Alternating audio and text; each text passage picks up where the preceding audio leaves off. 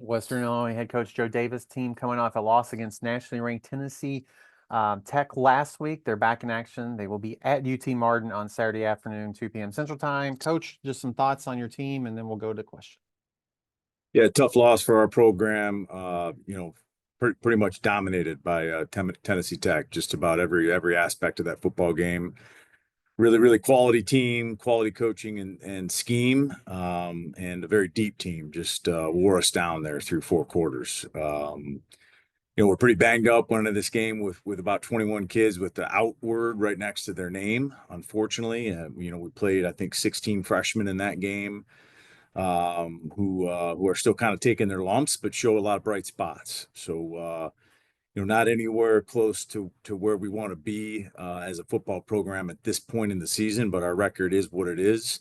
And certainly enough bright spots, I think, from Saturday for us to try to build on and to create some positive momentum, really in all three phases of our football program. So, like I said, a lot to work on, a lot of work to do, and certainly have our hands full getting ready for a very well coached and high level football team at UT Martin this weekend for their homecoming.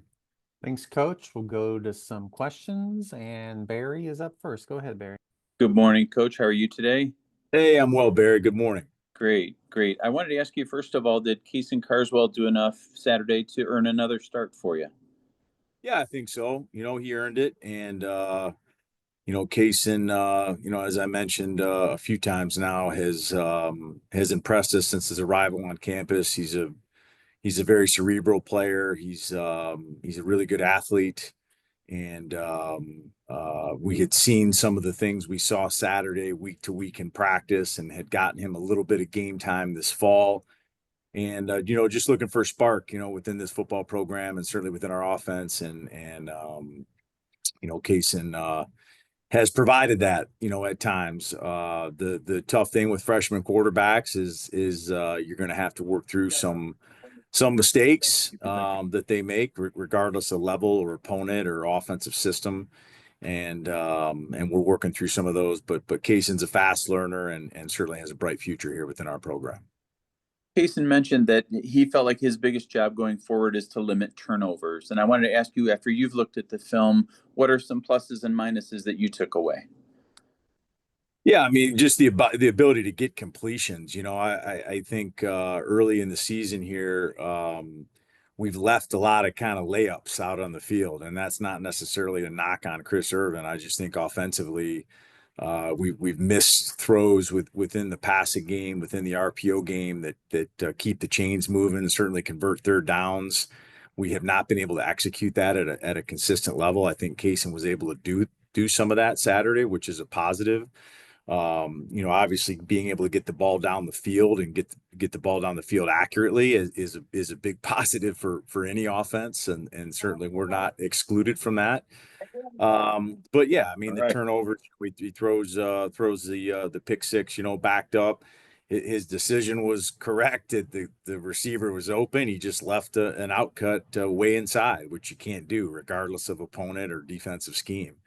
And then he fumbles in our own end. Again, a freshman just had his eyes in the wrong spot. He's trying to kind of keep a play alive and a ball bounces out of there. So yeah, those little things you're working through. We were able to get in the red zone there in the second half a couple times. Again, I don't know that we would have scored in the 60 points, but to beat Tennessee Tech, but I think we had a chance to put a couple more scores on the board where we had guys open and just weren't able to execute down there. And again, Kason would be the first one to tell you, hey, I missed it, or had my eyes in the wrong spot, or held on to the ball too long, all things that young quarterbacks have to work through. But he's aware of those things and attacks every day with a really positive attitude. And I know he'll continue to improve.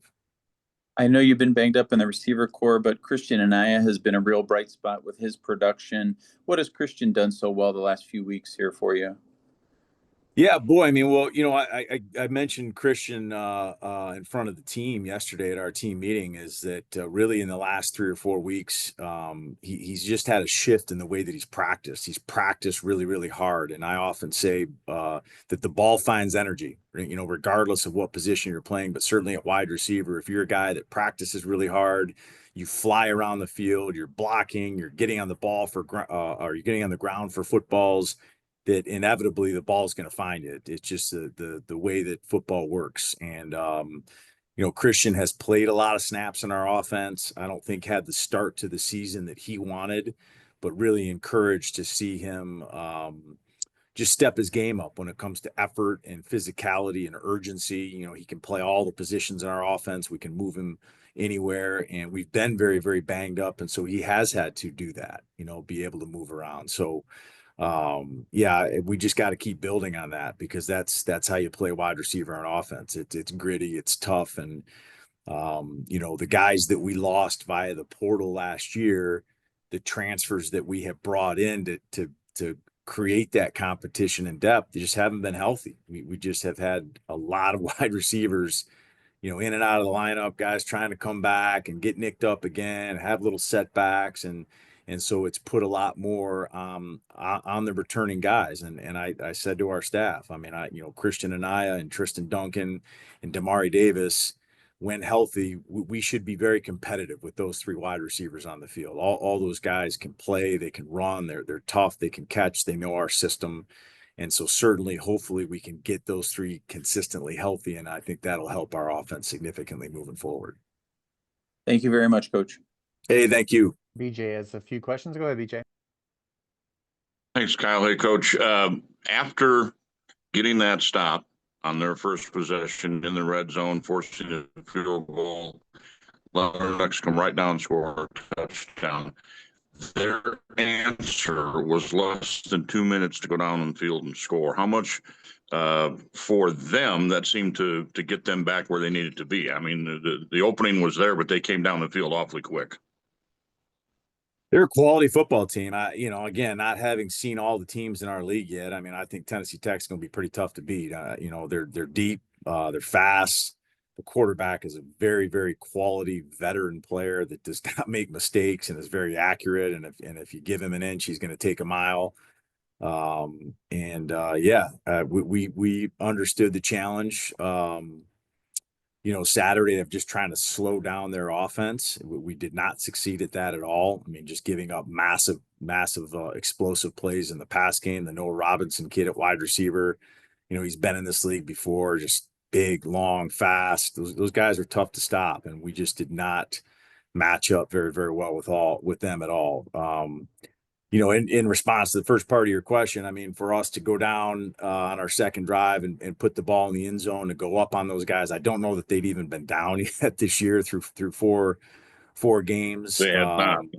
Yeah, you got to, those are the little things that you got to try to build on. And with a freshman quarterback, he hits the big post route to Damari there on the second play of that second drive and just got smacked right in the face and stood back up and throws a touchdown, a few plays later. So, those are things that don't necessarily show up in the box score, but here internally as an organization and as a program, you got to find those little victories in a tough game like that and build on them moving forward. But again, all the credit in the world to Tennessee Tech. I mean, they're a really, really good football team, and no one appreciates great quarterback play more than me, and they certainly have that going for them right now.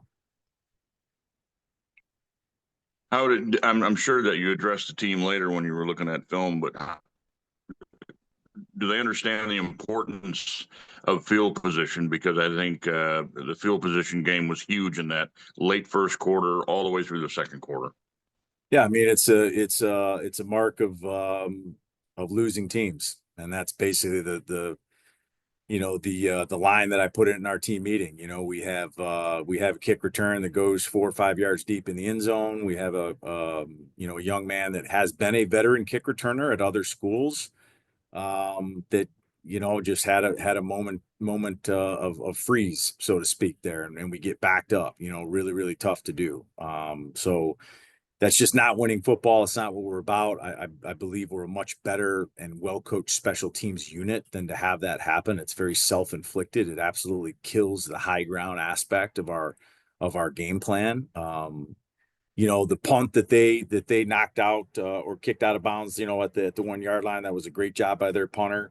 Really, really well executed play on special teams by Tech that backed us up and resulted in a pick six, you know, a few plays later. So yeah, that field position battle, I think we ended up losing at 35-22. That is a very substantial high ground loss, you know, when it comes to basically something that's very important to our program. It's one of our weekly game day goals is to win the battle at high ground. That's average starting field position, and we didn't even come close. So again, just really, really hard to win when you lose the turnover battle, you lose the high ground battle, and obviously lose the battle for explosive plays. It's going to set you up for a really, really tough Saturday, and that's what we had on this past weekend. Anybody else? Other questions Side. for Coach? The big change in the second half, moving to a 3 down lineman and dropping in another linebacker / D-back. Tell us about Azorian Bonner. And then also you talked about the kick return. You replaced the return man with Ernest Temple. Talk about those two fellows and what they provided. Yeah, Zorian Bonner is a guy. He's you know, a part of a very talented freshman class here. I would put him kind of in the same tagline, so to speak, as Kaysen, is that we've noticed talent right from the get-go, and every week we kind of continue to see him improve and get better. He showed up a lot on scout teams and scout special teams. We started to get him involved with special teams.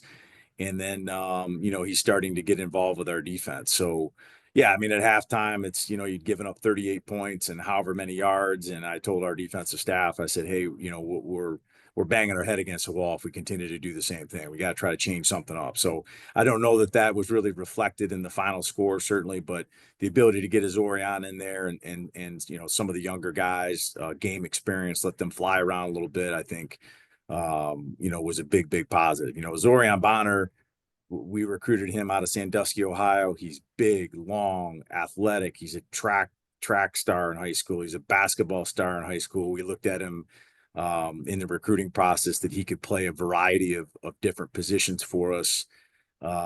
He's among several other guys in that class that we recruited really with position versatility. So he's playing some outside linebacker for us right now. Where his role evolves to, I think a lot will be up to him. But he certainly is part of a pretty special freshman class here at Western that you know, we're excited to see grow here into the future of this program. Coach, appreciate your time this Outstanding. morning. And Oh, will sorry. Ernest DJ. Temple see some more time returning kicks? Yeah, That's okay. probably not. Yeah, probably not. We're gonna make a little bit of shift there in the kick return game with some personnel back there and see if we can continue to provide a spark here moving forward over the next 6 weeks. Okay. apologize, Thanks, Coach. DJ. I'll see you this weekend. Hey, I'll see you. No Thank worries, you so Kyle. much. There's just some delay there that I didn't know. So, Coach, appreciate your time. Best of luck, and we'll talk to you next week on Wednesday only for next week. So, Absolutely. Thank you so much for your time.